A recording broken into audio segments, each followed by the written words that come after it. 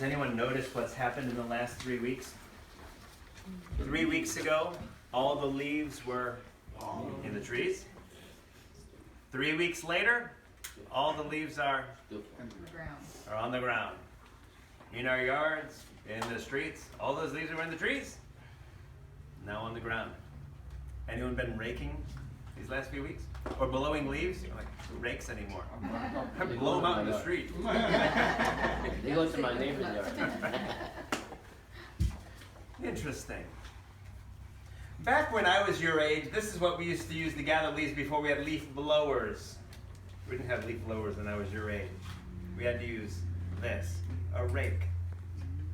And what would you use the rake for? The rake separated the leaves from the grass. So the grass is left and the leaves are gathered up. That's how a rake works. Sort of like a leaf blower, right? Separates the leaves from the grass. The ancients had an instrument that looked like this. They referred to it in today's gospel. Did you hear it? They referred to it as the winnowing fan. The what? Winnowing fan. What is a winnowing fan? Back when they used to harvest wheat, they would bring the wheat in. Have you ever seen how wheat looks like when it's still on the stem? It's sort of like they're grains, but they're sort of like in pods, so you have to break them out. So they'd like bring all the wheat in, and then they'd like step on it to try to like separate it. But then they'd take something that looked like this. What did they call it? A winnowing fan. And they use it different ways. One was to try to sort of like use it as a fan to blow the chaff away, all the parts that weren't wheat, blow that away, right? Use it like a fan, get rid of it. But also, they would pick up the wheat and sort of sift it so that the wheat would be left and all the chaff would fall out.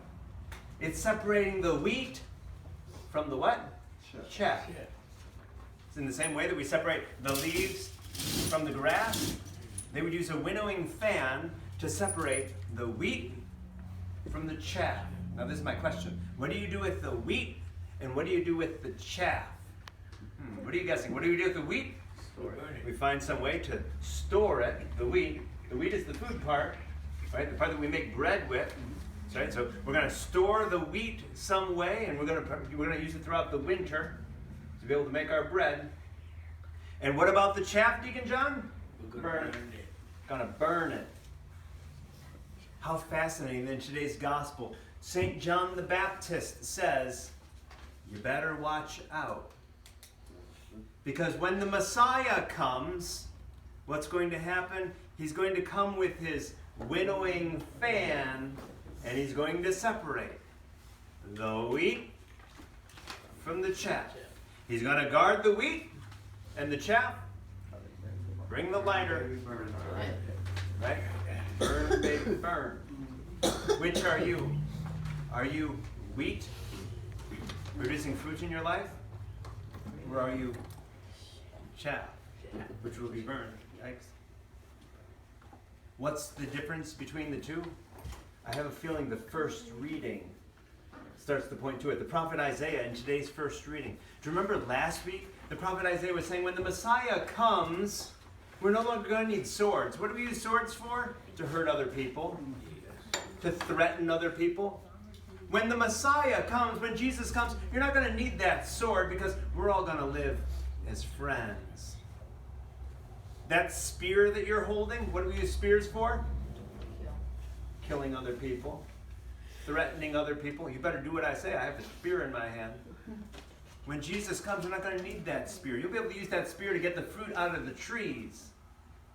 Because we're not going to be wishing to harm anyone anymore. Have you ever harmed anyone with your words or your actions? I bet if we were honest, all of us have. Amen? And one of the great visions that we have in today's first reading is how it is that when God separates the leaves from the grass or the wheat from the chaff, what's going to be the difference between the two? Those who lived in peace with one another are going to be the ones that God takes in. Did you hear that crazy first reading today so beautifully proclaimed by Dorothy? Did you hear what was happening in that reading? It was talking about all sorts of animals Give me some examples of some of the animals in today's first reading. What are some of the animals in today's first reading? Bear. We have an ox. And the ox is lying down with who? With the lion. Now wait a minute. If you put a lion and a cow together in the same place, what's going to happen to the cow? The cow is dinner for the lion. Okay, what are some of the other animals that we hear of in that reading? Cow. The cow is going to be with the bear. Are you going to put cows and bears together in the same place? What's going to happen to the poor cow? The bear is going to have steaks for dinner. Some other examples of animals in today's first reading? The calf and the young lion. A calf is a baby cow. The lion, what's going to happen? We sort of see a theme here, right? The leopard and the kid. What's a kid? A baby goat. Baby goat. Baby goat is called a kid. What happens when you put a leopard with a baby goat? Oh, poor baby goat. Right? The wolf and the lamb. Another good example. What's going to happen to the poor lamb? The baby and the cobra. The baby and the cobra. How many parents in their right mind would say, here, I'm going to go sit my baby beside the cobra's den? Yikes. What I love about today's first reading is that it's this vision that they're no longer enemies like the leopard and the kid, or the bear and the cow, or the lion and the ox, or the baby and the cobra. No. When Jesus comes, when the Messiah comes, all of us are going to live in peace and we're going to get along. Yes, even the leopard and the baby goat, even the wolf and the lamb, we're all going to get along. Today's responsorial psalm, what did we say today's responsorial psalm was? Justice shall flourish, and what? The fullness of what?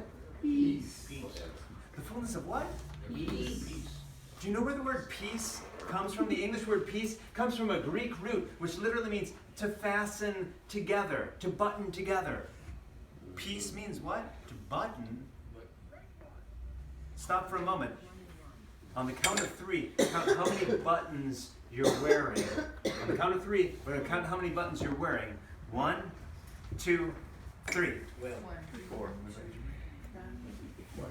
Are we all wearing some buttons? I don't have 4. How interesting. 0? Huh. There's no buttons. What do buttons do? They bring together one piece of cloth and another piece of cloth, and what happens? You button them together. And that's what happens when we live in peace. This is me, this is you. This is what we're like when we're fighting.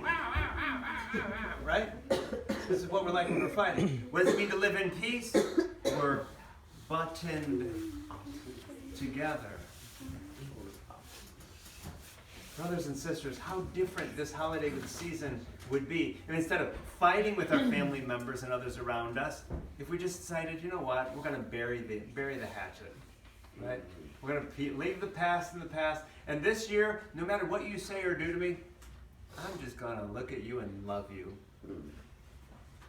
And I'm going to live in peace with you. Even though you're a viper, you're a leopard, you're a lion, you're a wolf, you're a bear, all sorts of words I could come up with. You mean cobra? You know what? This Christmas, I'm going to love you. You bugger. Right?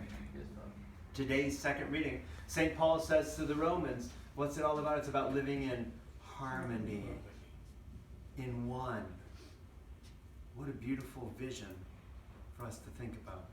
Because ultimately, that vision that John the Baptist shared, when we're separated, the wheat from the chaff, the good from the bad, what's going to be the difference? The ones that God takes to God's self are going to be those who lived in peace with other people.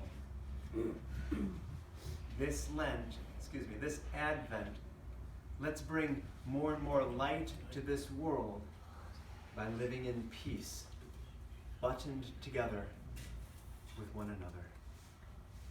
Let us stand.